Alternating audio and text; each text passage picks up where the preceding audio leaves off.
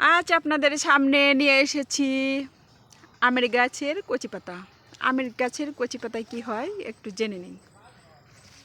আম গাছের যে কচি পাতাটা দেখতে পাচ্ছেন, এই পাতাটা 8-10টা ছিঁড়ে কষলিয়ে পানিতে একটু পানি দিয়ে কষলিয়ে রস বের করে যদি প্রতিদিন 2 কাপ পরিমাণ সকালবেলা খেতে পারেন, তাহলে যাদের ডায়াবেটিস আছে তাদের ডায়াবেটিস অনেকটা নিয়ন্ত্রণে আসবে। তো আপনারা খেয়ে দেখতে পারেন। আমের এই কচি পাতা কিন্তু অনেক উপকার, শুধু ডায়াবেটিসে নয়, আরও অনেক উপকার হয়। এটাতে রক্তশূন্যতাও দূর করে।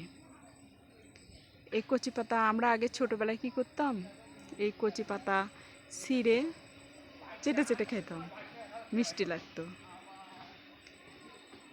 একটু খেয়ে দেখবেন।